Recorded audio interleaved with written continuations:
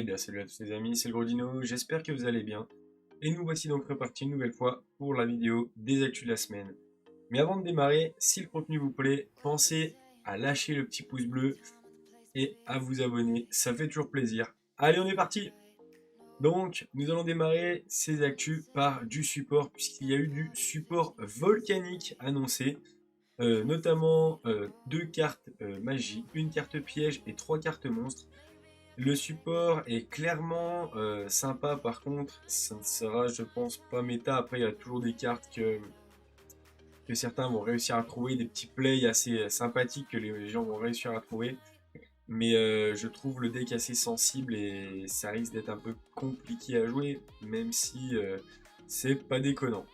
On continue toujours en termes de support, puisqu'il y a eu du support Dino, les amis, qui était encore annoncé avec deux nouvelles cartes, notamment une fusion et un monstre qui sont juste incroyables.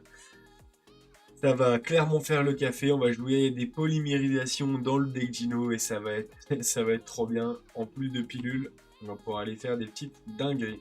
Et ça pour le coup, j'ai commencé déjà à playtest et normalement, quand le support va arriver, je vais vous montrer des petites deck profiles, des petites dingueries.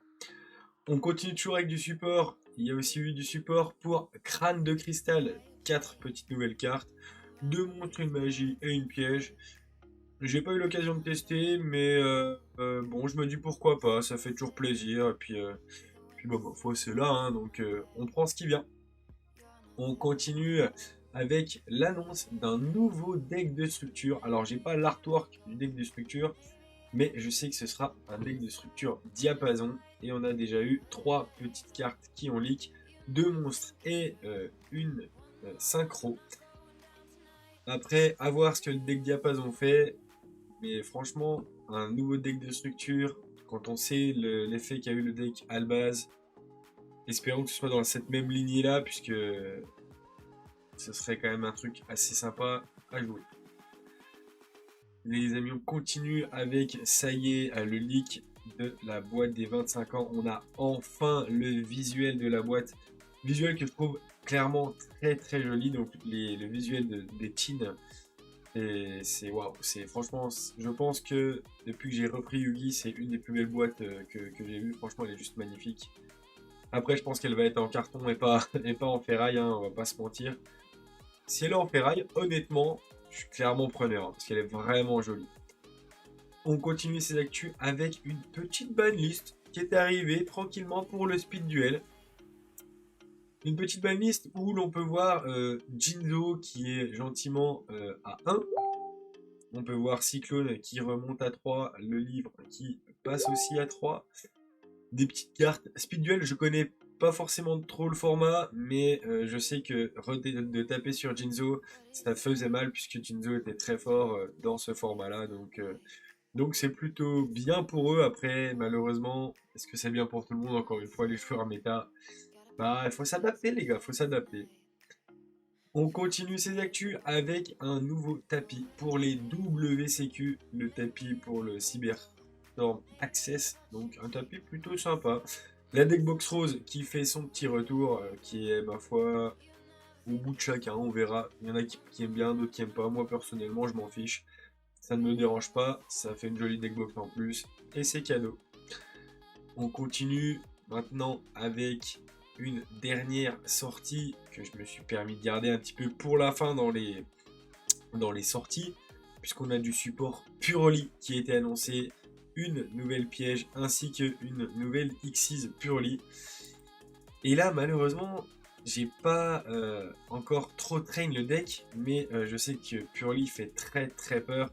D'ailleurs, je vous affiche maintenant le camembert de la méta OCG actuelle, où l'on voit encore Purely qui est représenté en grand nombre, puisqu'il est à 14,5.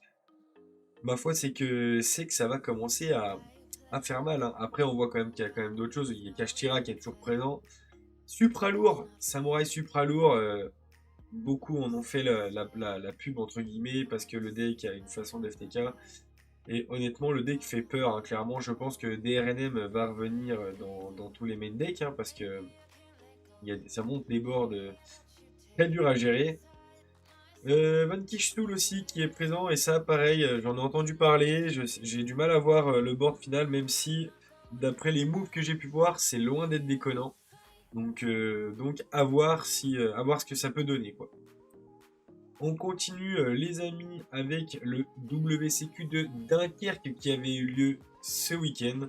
Donc c'est notre ami Gabriel Soucy qui a gagné avec son deck Runic Naturia. J'ai pas réussi à vous récupérer l'ADL, néanmoins j'ai réussi à vous récupérer la répartition des decks lors de ce WCQ. Donc pour tout ce qui est avant le WCQ, enfin le WCQ de manière générale, on voit que Sprite était clairement présent. Hein. C'est 15%, donc c'est plutôt impressionnant. Comparé à Kashtira qui est à 13, qui est un tout petit peu en dessous, mais malgré tout, il est quand même présent aussi. Par contre, dès qu'on arrive directement dans le top 16, là, c'est tout chamboulé. On voit Kashtira qui monte directement à 31%. Mers Fourrure Runique 6, Naturia Runique 12%, Sprite 25%, donc un peu de présence quand même, mais un quart quoi finalement. Matmake qui était présent aussi, ainsi que D-Link. Donc ma foi, c'est pas mal quand même. On voit Gabriel qui est allé avec Runic Naturia qui était, c'est pas le moins représenté, mais il fait partie des moins représentés et pourtant il arrive à perf avec ce deck, donc félicitations à lui. Je continue avec tout ce qui était tournoi de cette semaine. Nous avions notamment pour ce samedi le tournoi de notre asso où là c'est Johan qui a réussi à win avec son deck Guru.